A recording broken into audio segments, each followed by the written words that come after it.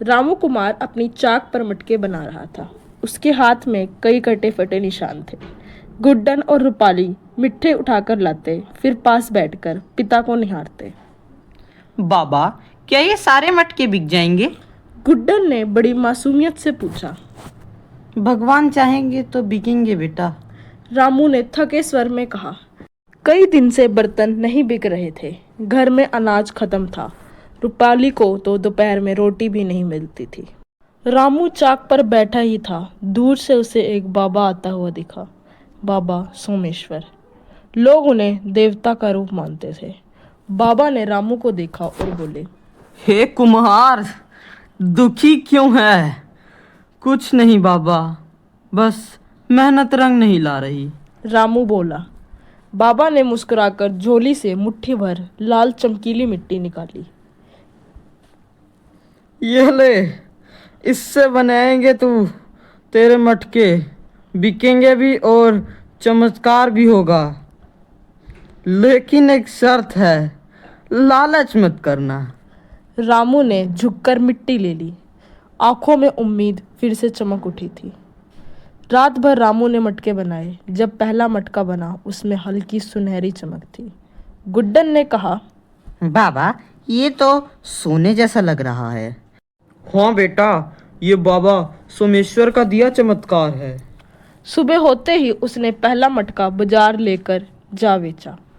उसकी कीमत सामान्य से 10 गुना ज़्यादा मिली।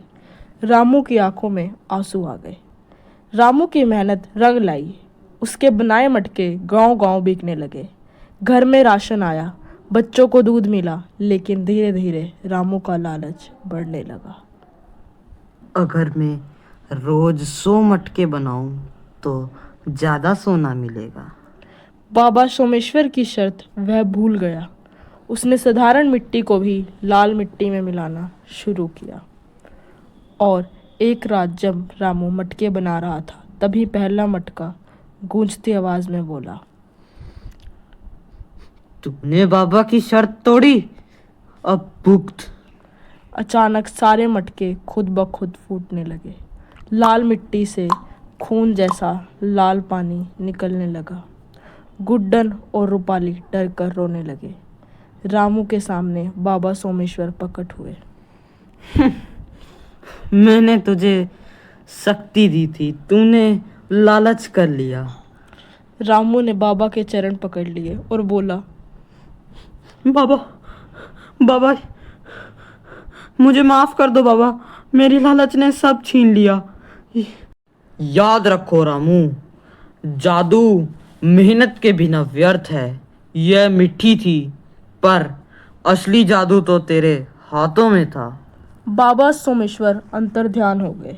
रामू ने बची हुई साधारण मिट्टी उठाई और फिर से चाक पर बैठ गया।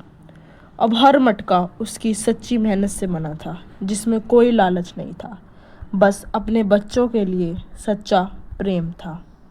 ये कहानी यहाँ पर समाप्त नहीं हुई।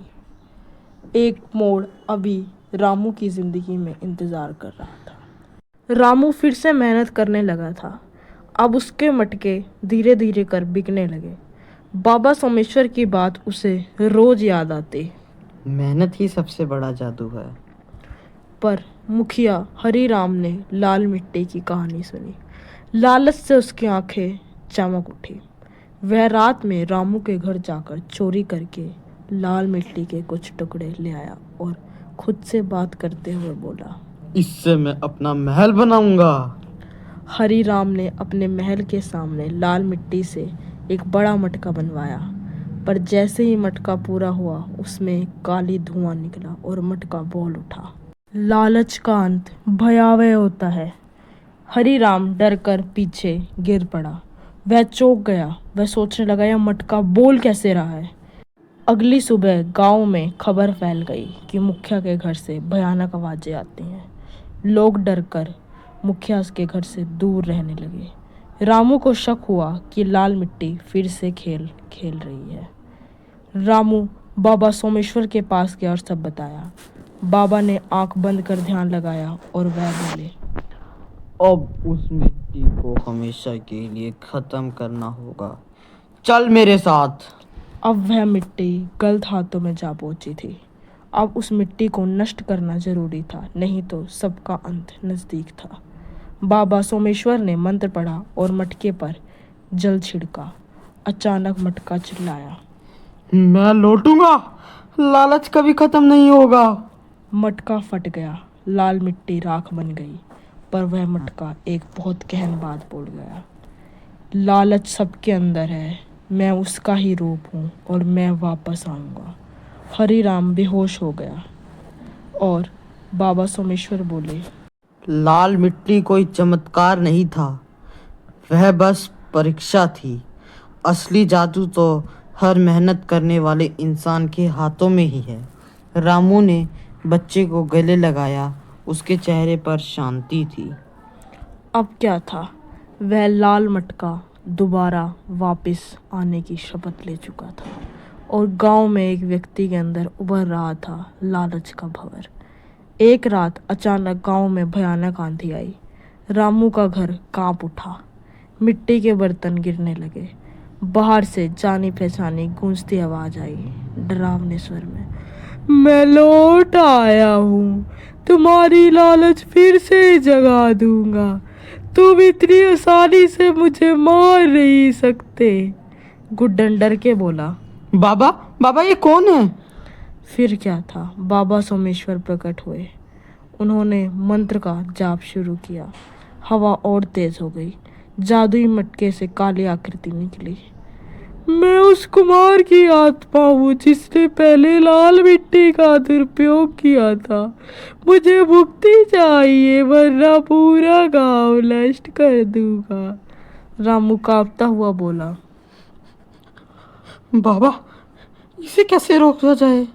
बाबा सोमेश्वर बोले, यह मिट्टी साधारण नहीं, यह तपस्वियों की तपस्या से बनी थी।